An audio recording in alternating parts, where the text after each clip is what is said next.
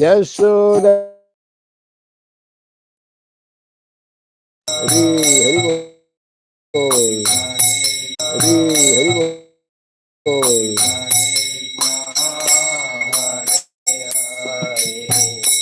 Hare Rama Hare Rama Rama Rama Hare Hare Hare Krishna Krishna Rama Hare Hare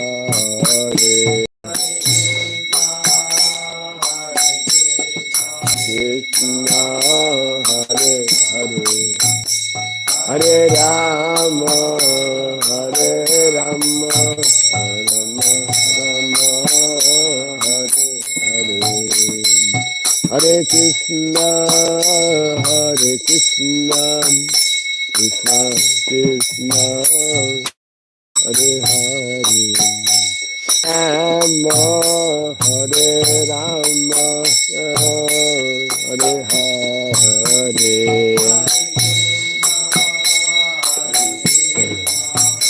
Krishna Krishna Hare Hare Hare Rama Hare Rama Rama Rama Hare Hare Hare Krishna Krishna Krishna Hare Hare Hare Rama Rama Rama Rama Hare Hare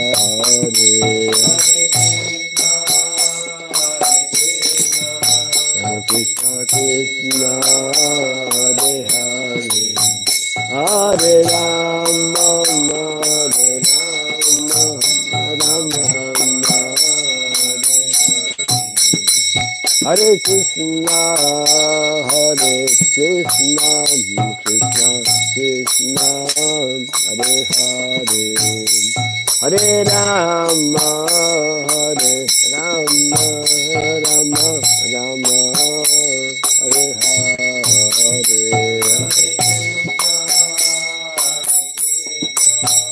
Krishna Krishna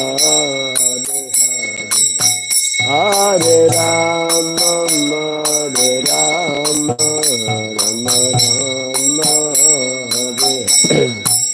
Hare Krishna Krishna Krishna Hare Hare Hare Rama Rama Rama Hare Hare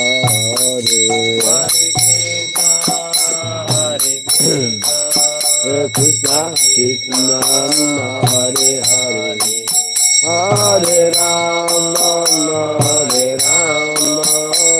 Rama Hare Krishna Krishna Krishna Hare Hare Hare Rama Rama Rama Hare Hare Hare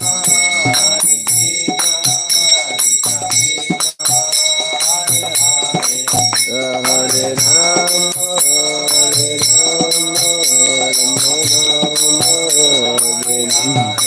Rama Hare Krishna, Hare Krishna, Krishna Krishna, Hare Hare, Hare Rama, Hare Rama, Rama Rama, Hare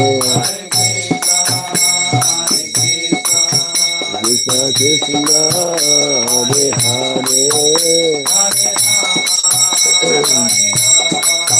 Rama Rama,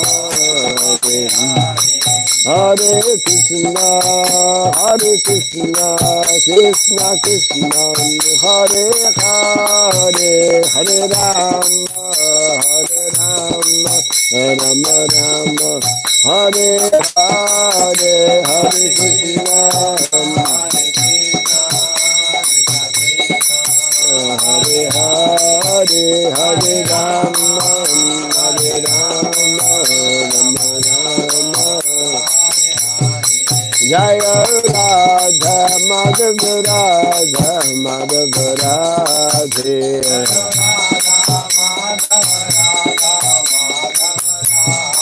Jaya Radha Madhav Radha Madhav Radhe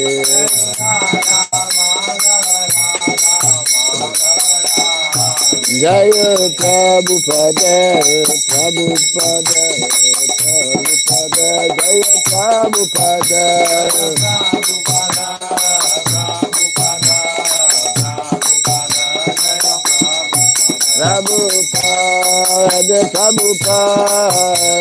Prabhupada Prabhupada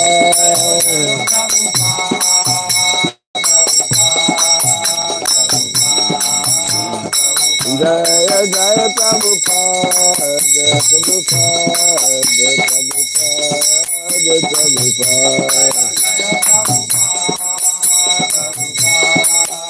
Prabhupada Prabhupada Gaura Premanande Jai Mishipad Paramahamsa Pri Prataka Saja Stotra Satya Sri Srimad His Divine Grace Srila Boy Charan Bhakti Raghava Swami Srila Prabhupada Ki Koti Vaishnava Vrinda Ki Condiviti Founder Acharyas Divine Grace Srila Prabhupada Ki Namacharya Srila Haridas Thakur Ki Samavata Bhakti Vrinda Ki Harinam Sankirtan Ki Grantara Srimad Bhagavatam Ki Dani Thai Gaur of Himanande. All glories to the assembled devotees. All glories to the assembled devotees. All glories to the assembled devotees. All glories to Sri Guru and to Sri Gauranga. All glories to Srila Prabhupada Ki.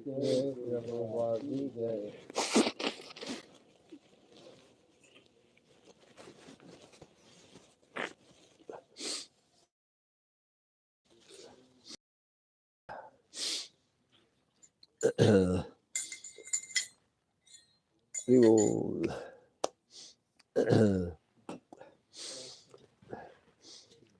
all the brave souls. Om Agyanatimirandasya Gyananjana Shalakaya Dakshudamilitam Jena Tasmai Sri Gurave Namaha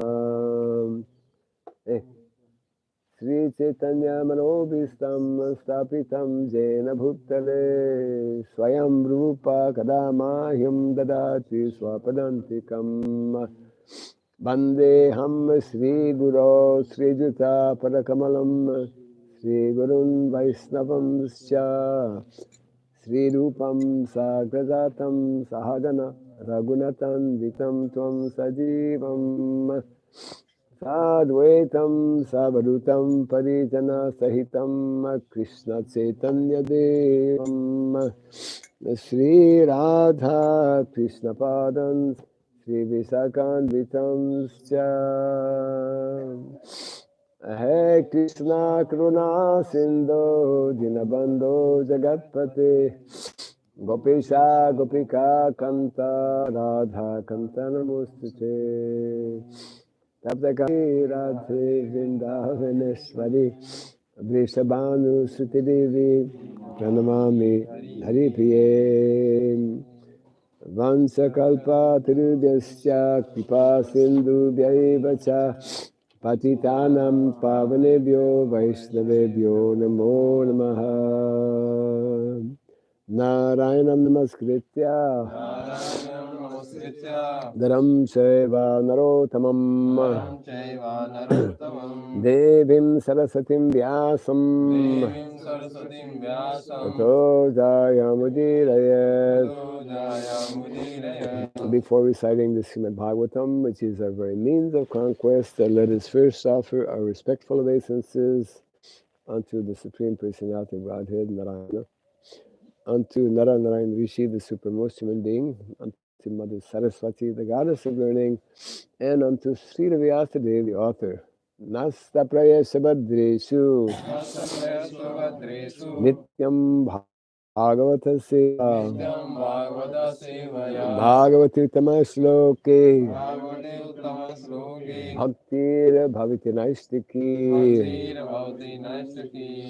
By regularly hearing the Srimad Bhagavatam and by rendering a service unto the pure devotee, all that is troublesome within the heart to nil, and a loving devotional service unto the Supreme Lord, who is praised with transcendental songs, becomes established as an irrevocable fact. Idam Bhagavatam Nama Puranam Brahma Samhitam Uttama Shloka Charitam Chakara Bhagavan Rishi Nishreyasaya Lokasya Dhanyam Swasyayanam Mahat. This Srimad Bhagavatam, known as the Grantaraj, the king of all Vedic literatures, is the literary incarnation of God, which is compiled by the incarnation of God, the Sri Vyasadeva. It is meant for the ultimate good of all people. It is all successful, all blissful, and all perfect. Sri Krishna Chaitanya Prabhu Nityananda Sri Advaita Gadadhara Srivasadi Gaura Bhakta Vrinda. Hare Krishna Hare Krishna Krishna Krishna Hare Hare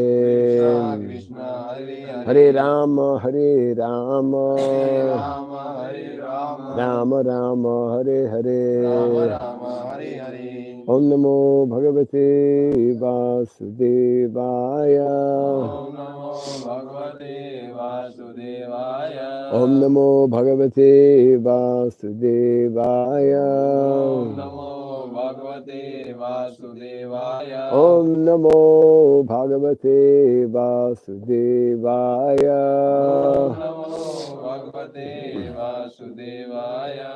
Om Sarabhyaya Namaha. Om Sarabhyaya Namaha. Om Sarabhyaya Namaha. Ummukam karoti vasalam pangom langayate girim yatkipatamaham bande Sri Gurum Dinataranum. Yatkripatamaham bande Sri Gurum Dinataranam. Hare Krishna. Welcome to our morning Bhagavatam class. We are continuing from Canto number 1, chapter 11, the Lord's entrance into Dvārakā. Today's text is number 37. Yes. Tam ayam manyate loko ihi asangam api sanginam atmopamyena manujam vyaprinvanam yato buddha tamayam manyate loko yasangam api sanginam Atmaopamyena manujam yaprinvanam yato buddha tammayam maniti loko yasangam api sanginam atmaopamyena manujam vyaprinvanam yato buddha tammayam maniti loko yasangam api sanginam atmaopamyena manujam vyaprinvanam yato buddha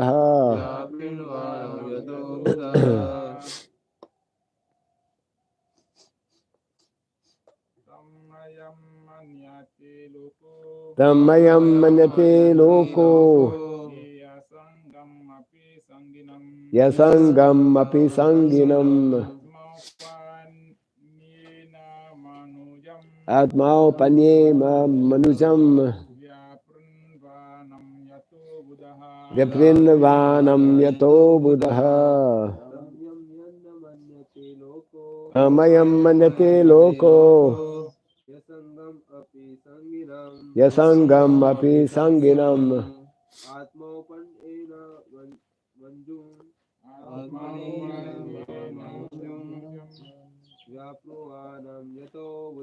vyaprinvanam yato buddha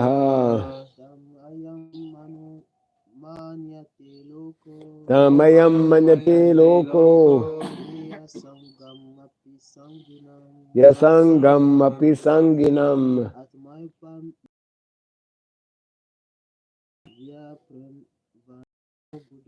vyaprinvanam yato buddha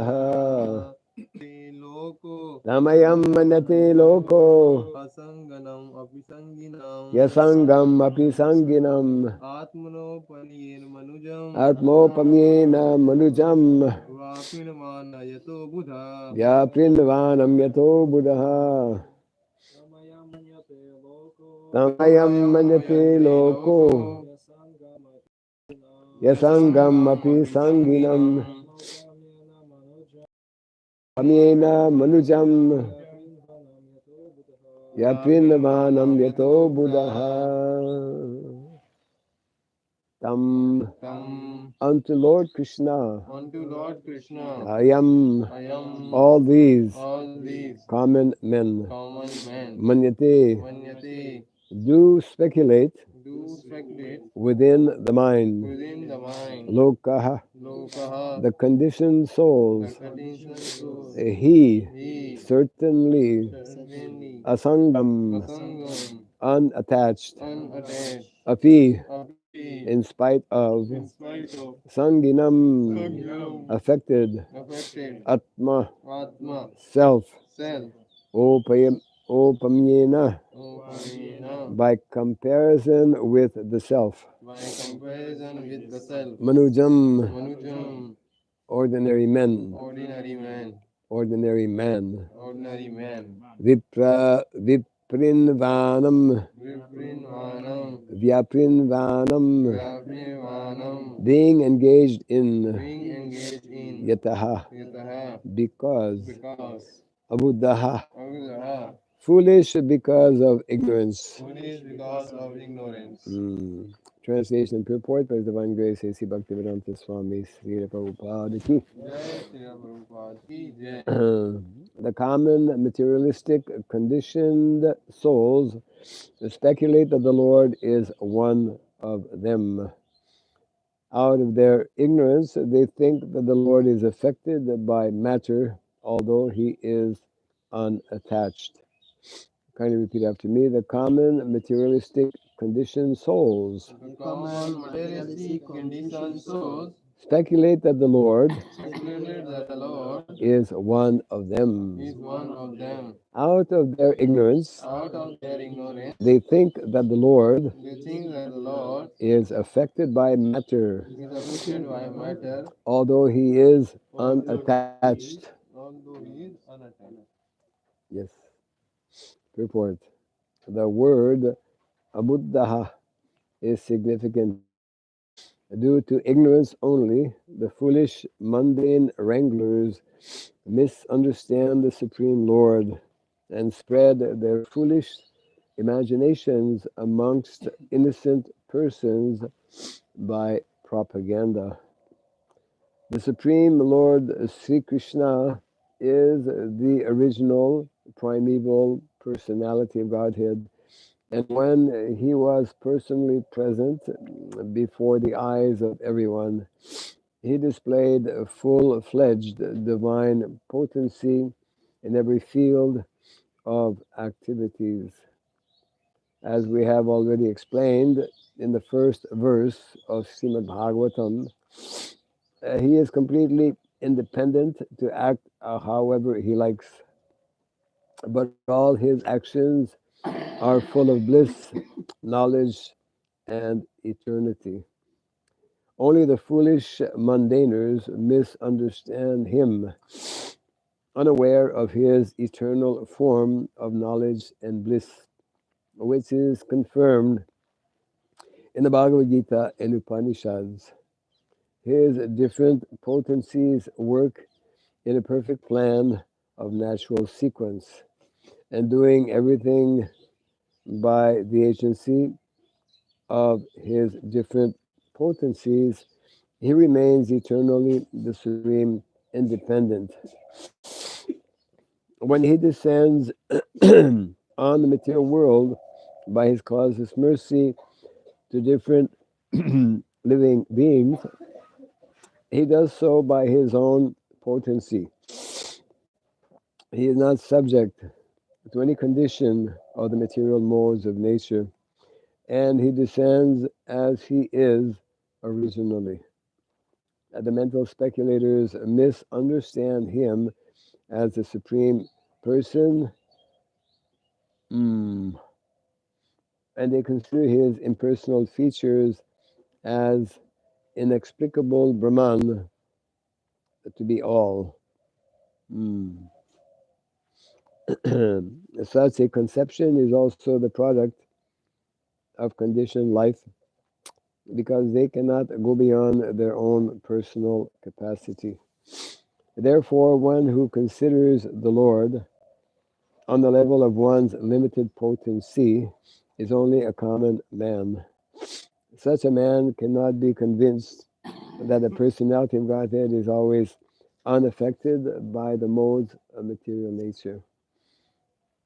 He cannot understand that the sun is always unaffected by infectious matter.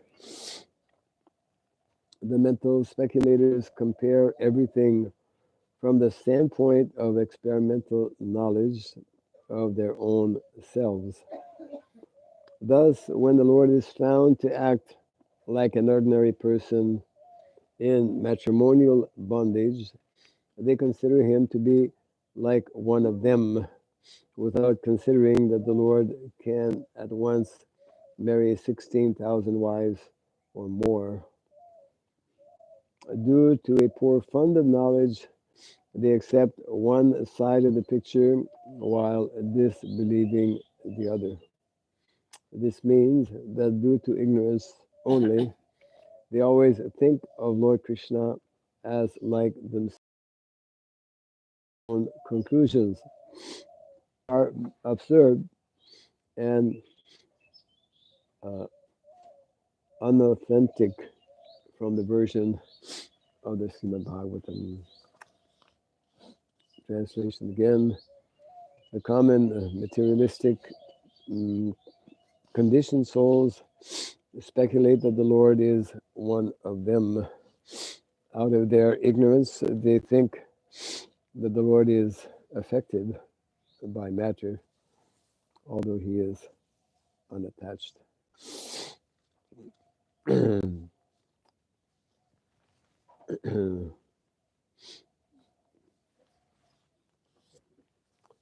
Yes. In that verse just yesterday or a few days ago from Bhagavad Gita, which is supporting this same statement Vajanantimam Buddha Manusim Tanumasritam Param Bhavam Jananto Mama Bhutam Aheswaram.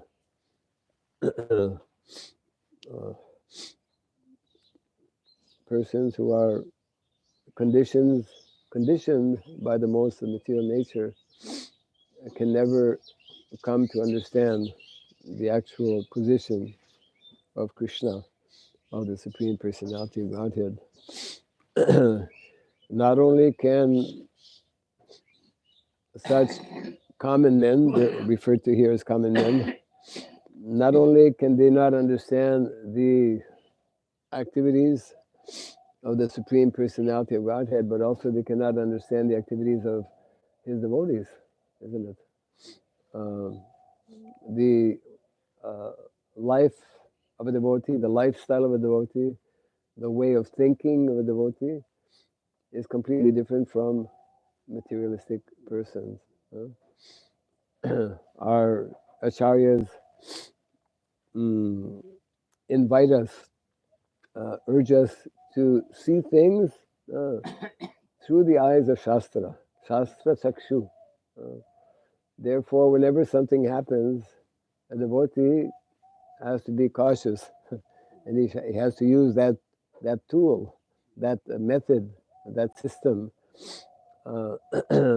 to to understand properly, even so-called calamities that happen. Just like calamities happen all the time in the material world, and they happen to seemingly devotees as well.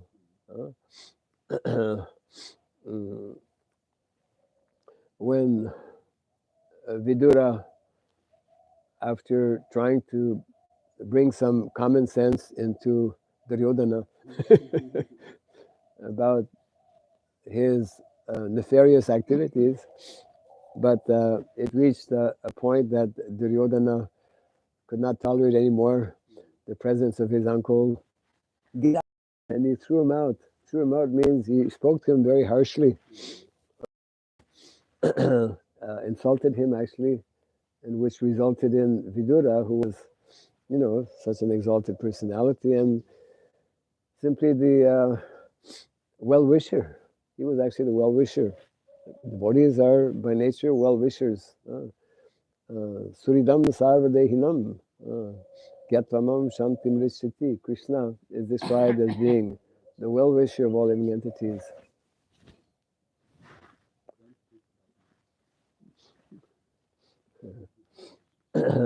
So the devotees are also the well-wisher. So Vidura actually took it the right way. He didn't start cursing, you rascal. He took it as a blessing of the Lord. Prabhupada calls these reverses. We're constantly having different reverses.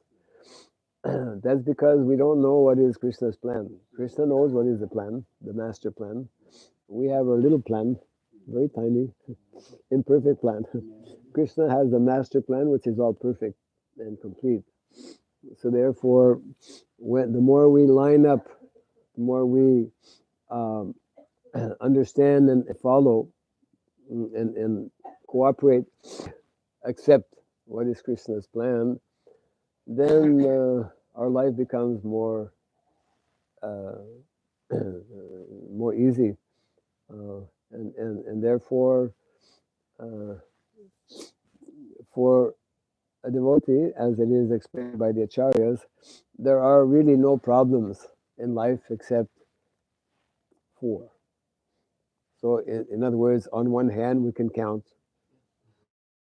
not even all the fingers, four. Dhanmam ritu jara vyadhi, birth, death, old age, and disease. I remember I was a new devotee in Ottawa, and one devotee who was like Shiksha Guru, actually, he was from Western Canada. One day his mother called, "Why don't you come back to Vancouver? Your parents are here, your family is here." And I was a new devotee, and somehow I was hearing the conversation, and he very nicely explained, it helped me to understand. But my dear mother, the problem of birth, death, old age, and disease are in Western Canada and also here. In other words, the same, whether I'm here or there, we're all having to face those are the real problems of life, the actual problems of life, upon which we should concentrate and focus to try and resolve. Otherwise, for a devotee, everything else is not seen as a problem. He actually sees it as the mercy of the Lord. That story the Prabhupada tells of the minister who was always telling the king that whatever happens is it's the mercy of the Lord. It is the Lord.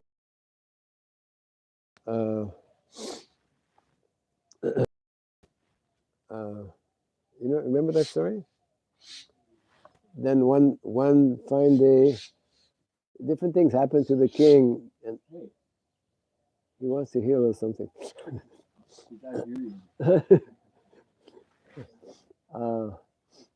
The king was getting tired of that same kind of like conclusion, and then one fine day, the king cut his finger very badly, and then the minister says, "Oh, that's the mercy of the Lord."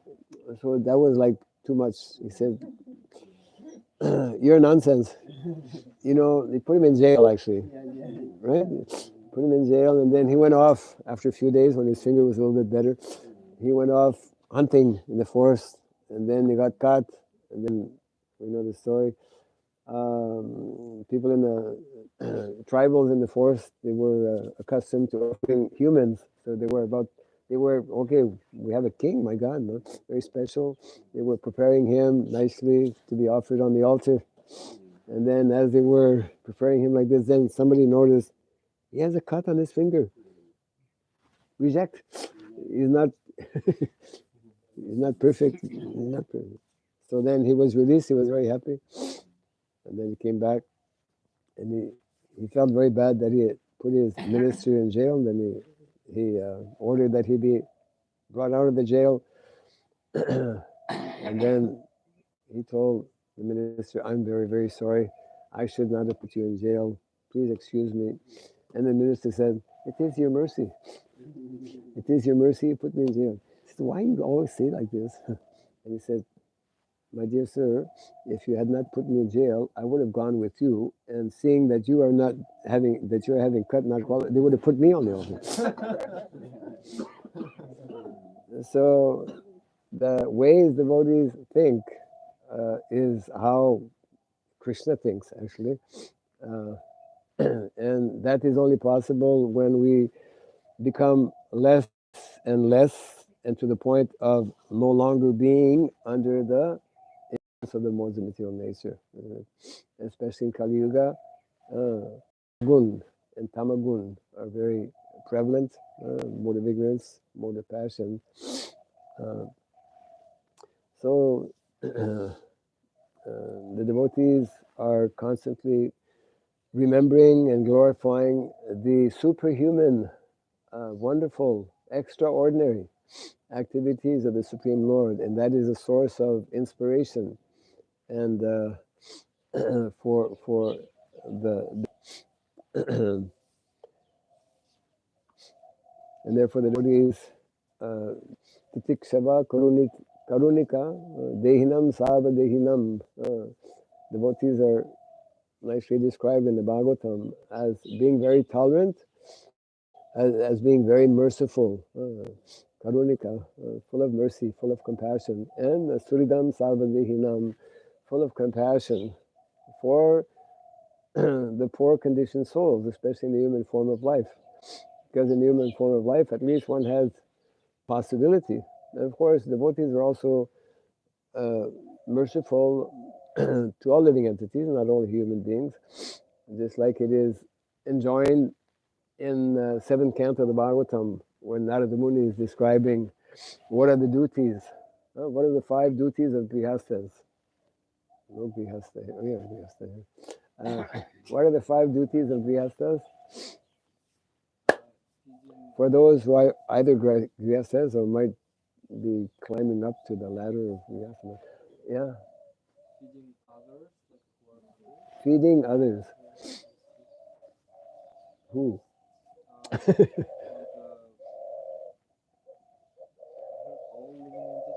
All living entities. Yes. Actually, the first of the 5 is the 11th, I believe, 11th chapter of Canto number 7, Narada Muni's whole presentation. Or it might be actually an ideal family life also, which is, I think, 14. So, worshipping the Lord, which is, of course, meant for all living entities, but especially householders. And then, yes, feeding the Lord every day. Whatever we prepare, we feed to the Lord. Then feeding, the other 4 are actually connected with feeding, or prasadam. Feeding brahmanas. Then feeding other living entities, like including animals, isn't it? Yeah. And then number 5? Huh? Usually that's, but it means actually feeding oneself means taking only prasadam, Krishna prasadam. Yeah, taking only Krishna prasadam, which is a bit of a challenge in modern day society for people who travel, like householders who are working, traveling, or into business. In some countries, there's no vegetarian food, so it's quite a challenge. But there's a way of working out. So like this, that is, yeah, the nature of the common conditioned, materialistic, minded persons who are actually so foolish in so many ways. And that is in the Bhagavad Gita described in the chapter, the demoniac. Someone sent just a short purport, I believe, from the Bhagavatam, which is Prabhupada actually, Prabhupada is giving, let me see here, Prabhupada is giving a warning to those who are like this, simply engaged in materialistic activities, because ultimately, as explained in that chapter, the divine and demoniac, those who are of a demoniac nature, their activities are simply causing more and more destruction, more and more chaos in the material world. And so this is from the 8th canto, 22nd chapter, text 17. Very short purport, but quite relevant to our modern day situation in the world today. So Prabhupada says in that purport, this is the position of the modern world. Because of so-called scientific improvements in material opulence, people have entirely given up the path of self-realization. So materialistic people, they're not interested in self-realization. They're interested in just accumulation, and practically no one is interested in God. Prabhupada continues. One's relationship with God, or how one should act. Modern men have altogether forgotten such questions because they are mad for material possessions, isn't it? Mad for material possessions. And this is the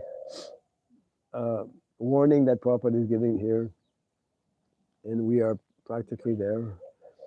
If this kind of civilization continues, the time will soon come when the Supreme Personality Godhead will take away all the material opulences. Then people will come to their senses. Yeah. Huh? Which verse? Yeah, I just lost it. It's 8th canto, 22nd chapter. Yeah, 17. 8, 22, 17. I mean, Srila Prabhupada was very conscious of the fact that modern day society, due to lack of proper knowledge, people have become, what is it? What's that word? Hedonistic, simply after material pursuits, not believing in God. The whole philosophy of, which was there in India also, eat, drink, and be merry. What's the name of that philosopher who was promoting this in India? There was one philosopher. It's nothing, what is happening in modern day society is not new. It used to was there also. No. Huh? No. Sarbar or something? Sarkar? Anyways, I don't know all my philosophers from India. Charvak. Yeah. You studied Charvak? Or you know about him? Yes, he is Atheist. Charvak, huh? Charvak, yeah. So his philosophy was that do whatever you can, to get ghee, even if you have to steal, because ghee, ghee is like very palatable. So, what is it? Steal, borrow, or whatever. So that is the mentality which is prevalent, for which we as devotees have to address and change. Otherwise, yes,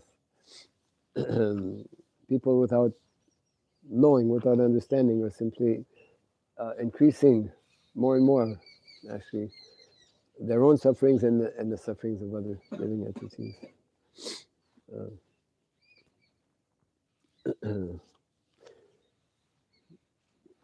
Any thoughts on this?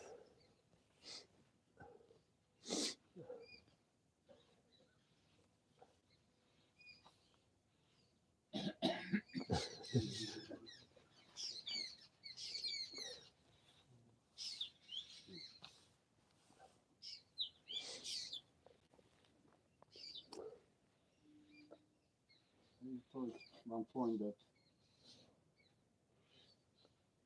if we about the Krishna's master plan. Oh. So if we line into the master plan of Krishna and then we try to understand it, then all life become more easy. So I have doubt that that is the expression of easy is like Srila Prabhupada was sitting in a very beautiful place for old age. Yes. And he had no problems. He had very little difficulties, had a nice place to stay, he could eat nicely, and then he agreed to go to the west. And I don't think his life become more easy. And also Pandava's life not become more easy when they accepted his exile and so many things. So maybe the word, how we understand, maybe we become more happy, like spiritually, not because of the life is more easy. Yes. Easy in the sense that we are in line with Krishna's plan, and but it may not always physically be easy. Yeah, that is true. I was trying to underline how when we don't know what is Krishna's plan, then we are well, whether we are devotees or non-devotees, they have no understand. They don't even know about Krishna, and therefore their condition is very precarious and very. So as devotees don't plan, we are also in a state of tend to be more in a state of confusion and possibly anxiety as well. So easy in that sense, but what you're saying is, what you're pointing out is correct. Is for a higher purpose will often, accept all kinds of inconveniences. So from a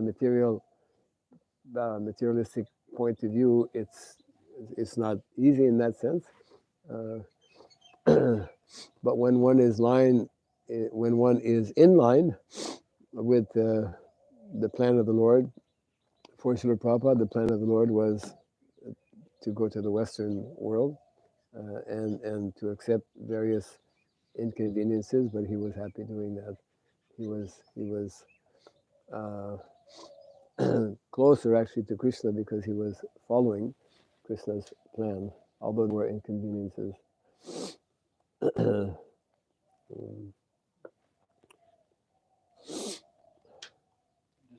also interesting that the topic is that Krishna goes home to Dvārakā. Yes.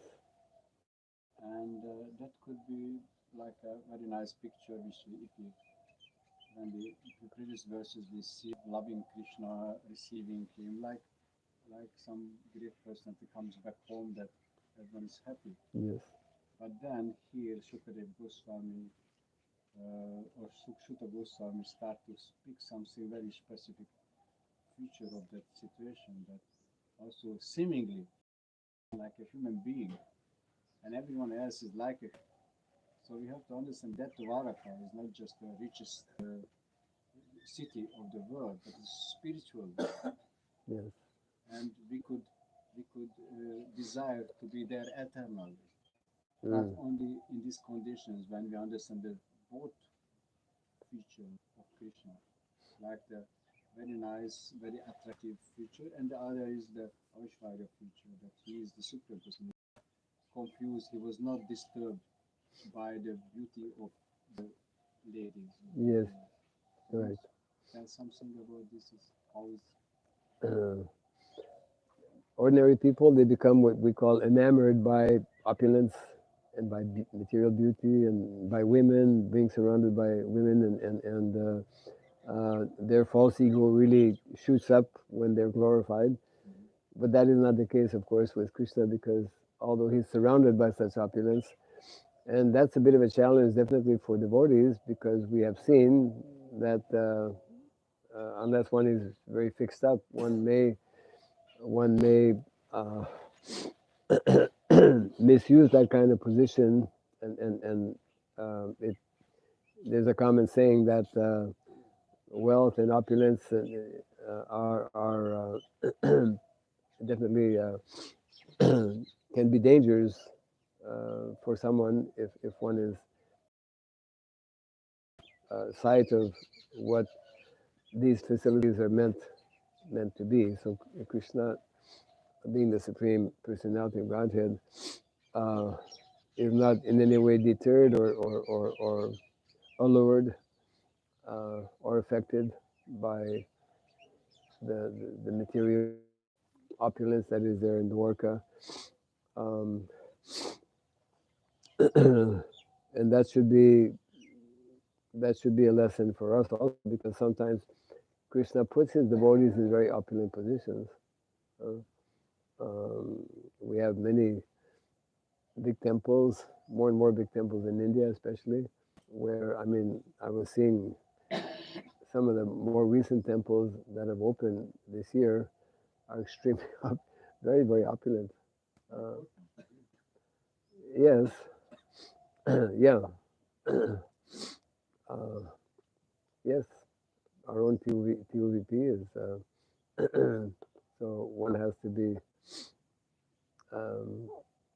cautious not to become allured materially with that kind of situation. so there are here in Mayapur, the same place, like purpose of Lord Krishna or Lord Chaitanya, some devotees building a big opulent temple.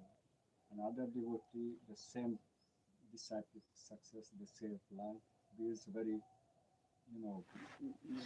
Here we are. few poor temple, Yeah, cow down. and fully convinced that both is alright, both is according to the plan of Krishna.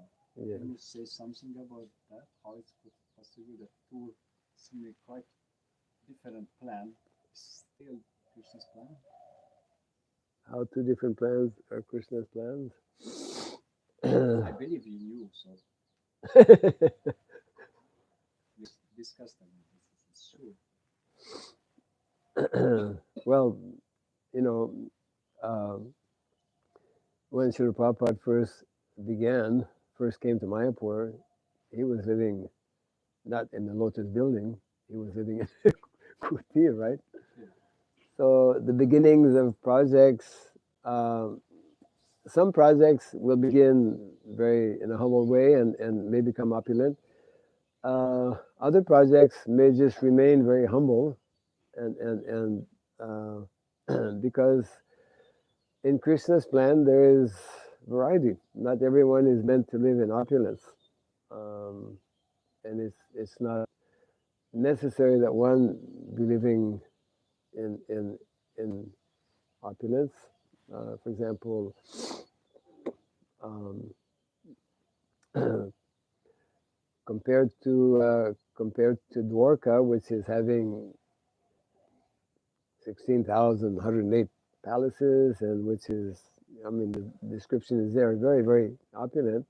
I mean, Vrindavan doesn't have such kind of big structures, but everyone in Vrindavan is a devotee and fully absorbed in serving the Lord. So, as a matter of fact, the mood and the mentality of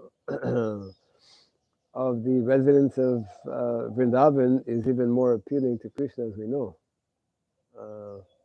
because when he's in Dvārakā, he's always remembering and thinking of his pastimes with the Brajavasis, in particular with the gopis and Radharani. So I would say that uh, the material position or the material condition is very secondary. What is most important is the consciousness in which we are endeavoring to serve the Lord. And maybe, I don't know if your question is touching on this point here, but uh, since you're bringing up some kind of comparison, some kind of comparison between uh, the Mayapur and our place here, which is in the greater Mayapur, on the outskirts of Mayapur or metropolitan Mayapur. our our attempt here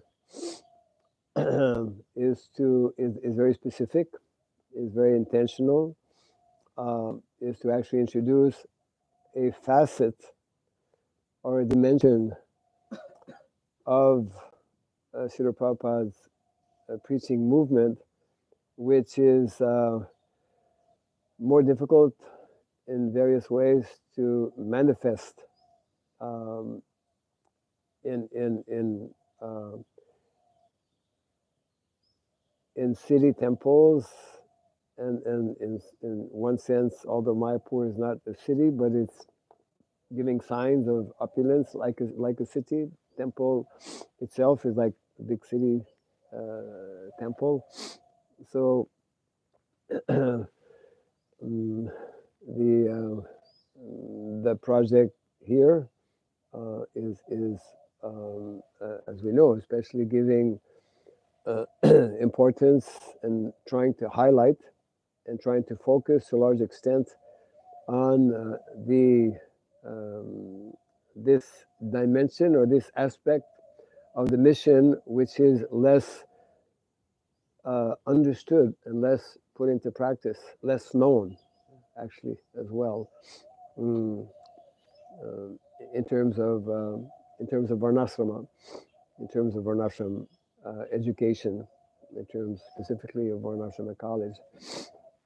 And therefore, it's, I would say, understandable. Just like in most of our city temples, there are very, very few devotees who have that realization or understanding that there is this dimension of Prabhupada's mission which is meant to bring us to the villages, because Varnashrama is especially giving emphasis on the aspect of the agrarian aspect of what is the Vedic culture. And although there are some aspects of that in Mayapur, because they have Goshala, so cows are there, they also have a lot of land, and so they're doing also agriculture. But how many of our devotees are actually seeing that as something viable that they can or should be doing? You know, even land is being offered, because one of our devotees is working with the land, Mayapur's land. Mayapur has a lot of land. Of course, a lot of that land is very low. And they recently, in the last 1 year, maybe even less, introduced a program where devotees are offered land, not being given land, but offered land. You can use this land for free, and whatever you grow, just give a small percentage, maybe to Sri Radha Madhava. For different reasons, practically no one is taking up. Yeah. Yeah. I just wanted to mention to you that because I also read it in the email program. That they are offering it, isn't it? Not many takers. Wow. Yeah. You see, because unless we are trained, that's why what we're trying to do here is actually to provide this kind of understanding, which requires some time. Why did Prabhupada speak about Varnashram college? It is to gradually to train our devotees to understand what has been difficult to understand even up to now in our city temples. And again, it's connected with the four movements. The four movements were more at ease. We're more at ease when we identify and are involved with the first three movements. Book distribution, was like the main activity in the beginning of the movement, and remains very much a very, attractive and important activity. And if somebody is, part of book distribution, then he's in, front line and whatnot. Or Harinam. I mean, every day they do Harinam here in Mayapur, for example, because so many tourists come. And in cities, they're encouraged, they do go out, maybe not as often as before. So Harinam and book distribution is the first of the four movements, as we know. Then temples, building temples. I mean, main focus here in Mayapur is building up, the TOVP. And that's requiring so much of energy and so much of focus, so much of funds, etc. So the energy is, focused there, which is, of course, needed. And that's the second of the four movements. The third one is congregation. Training individuals by taking Bhakti Shastri, by taking Bhakti Vaibhav, and we need people who are more and more qualified. So they have, Mayapur Institute, and they have Gurukul. Although some changes have come about in Gurukul, Gurukul actually means boarding school. We don't have a boarding school in Mayapur anymore, unfortunately. So these three mainly preoccupy, the devotees and of leaders within society, or leaders here in Mayapur, for example. And the fourth one, which is, the fourth movement, classless society movement, or Varnashrama, is, we're busy with so many other things, so we don't have so much of time and attention. Although that's not to say that a number of devotees, some of them also leaders, don't value the importance of Varnashrama. There's no in that sense, and it's not the main reason why the importance of Varnashrama. decided to have this project here, which is, which is outside of Mayapur, technically. But actually, then the question is the fourth movement part of ISKCON or not? And how, how convinced and how determined are we, or should we be to, amidst the lack of maybe understanding or lack of even acknowledgement, can we just try to bring this in the forefront somehow or other by doing something that seemingly may seem separate from mainstream ISKCON, and it's extremely important, of course, and otherwise Prabhupada would not have identified that as 50% of his mission. And of course, some people may say, well, we have a ministry for agriculture and cow protection, ISKCON, so what's the problem?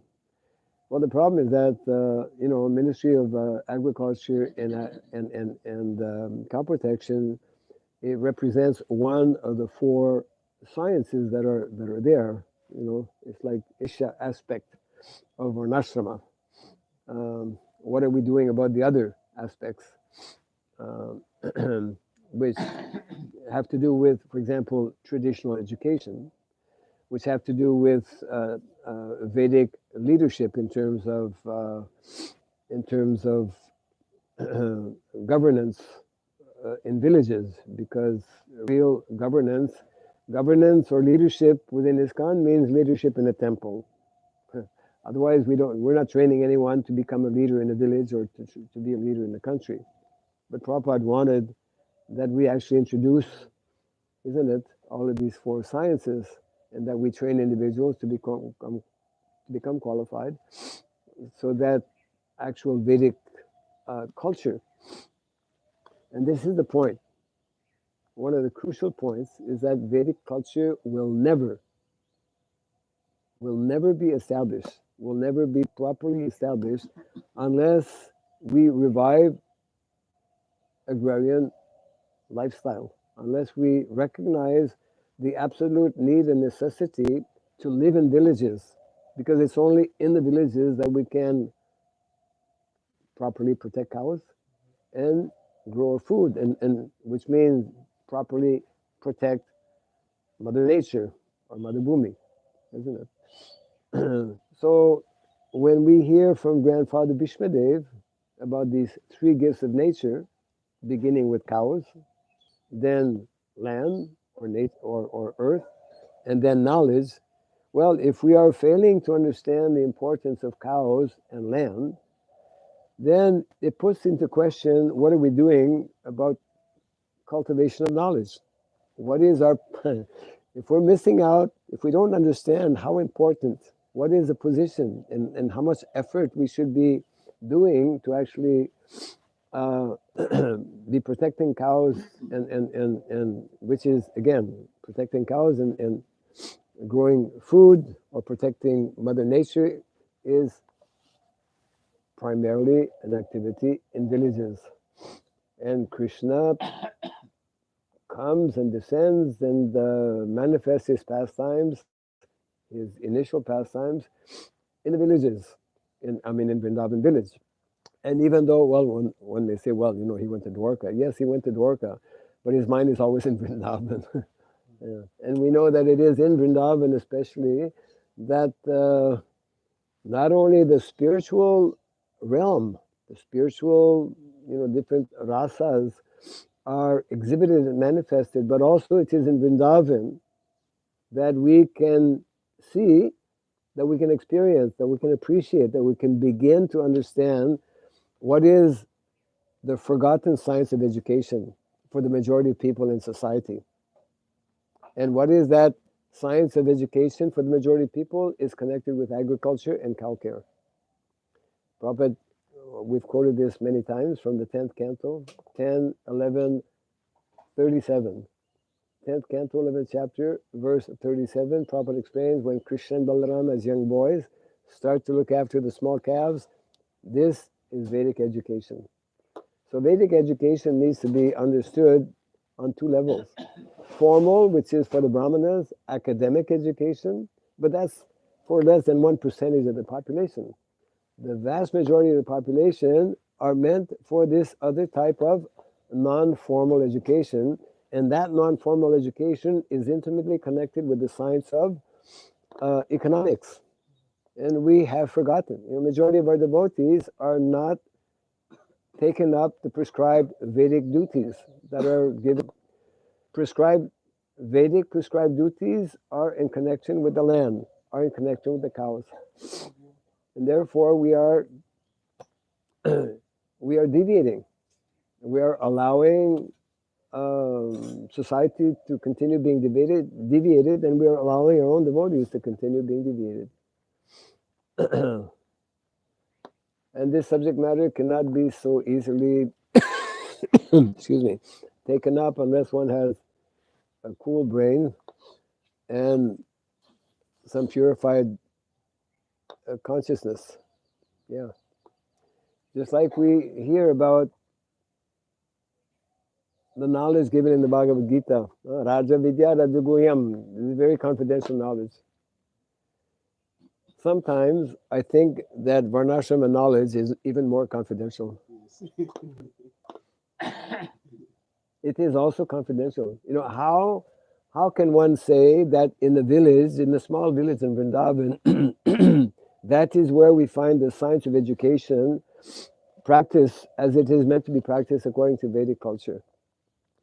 And how can one actually understand that in that same village of Vrindavan, the science of economics, the ideal Vedic science of economics, is actually truly and fully manifest through land and cows, Krishi Goraksha. So the longer we kind of like block this out and kind of refuse to even talk about it, then we will we will be in various ways off track. It's connected with knowing what is the plan, the master plan. What is the master plan of Krishna? It's all there in the Bhagavatam and in the Bhagavad Gita. Your hand was half up, semi up. Yeah. One question is coming up of my mind. You told a story in which a king put his minister in the jail just Yes. just because when he had a cut in his hand, Yes. the minister said that is a Krishna's mercy. Yes. So my question is whether a king has so much right that he can put anyone uh, into the jail whose word he does not like. A king has that power. And yesterday I'm reading a book about agriculture. So the words that uh, the farmer can only raise his price of his grains when by to by permission of his king. King. So the king there was a story. The farmers goes to king Yes. and ask, can I raise my grains price? So Yes. yes. So the price was 5 rupees. Okay, my five paise 0.5 rupees Okay. on that time. So you can go 20. So you can 5 to 20. Yes. Okay, are you sure the kingdom reaches it's a high jump 5 to 20? Yes. It's a high jump. No, you can. So when he uh, raised his price 5 to 20, Oh. so all the praja came to uh, All the citizens, the all praja, citizen came to uh, the king. king. Yes. Yes, And complain. immediately he in 5 to 20. So king said, "Don't worry, I will said him to decrease 50%. Mm. So 20 to 10. Yes. So mm, So the price, so means the citizen is also happy because 5 to 10, Yes, 20 to 10, 20%. and the farmer is also happy because 5 to 10. 5 to 10, yes. So The, means the story is so my question is the uh, king do anything what he wants. no. The king, Vedic kings, there are two kinds of kings. The kings who follow dharma properly, and there are kings in modern day society, especially in Kali Yuga, who did not know about dharma.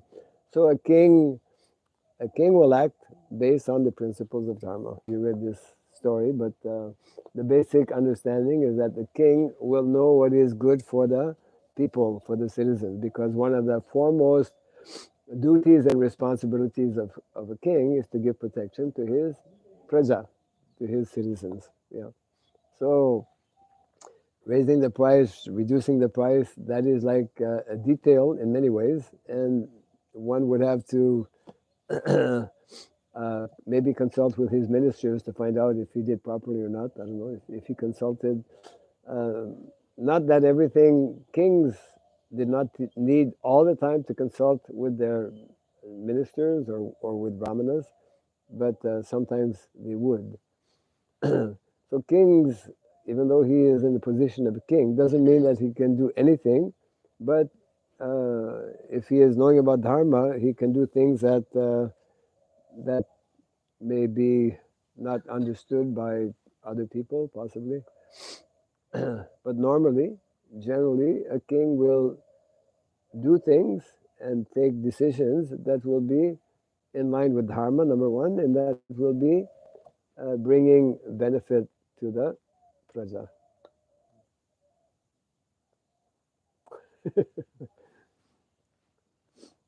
Uh, yes.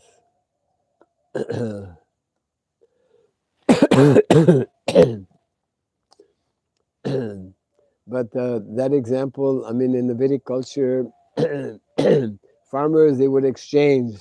They would not take money. They would exchange, barter, the barter system. They would exchange. I have excess of corn, and you have excess of potatoes. So I'll give you so much corn, you give me so much potatoes, whatever. Yes, you're still with us, eh? Okay, so we can bring this to an end for now. Jai Grantaraj Srimad Bhagavatam ki, Jai Sri Prabhupada ki, Gauda Premanandi. Jai.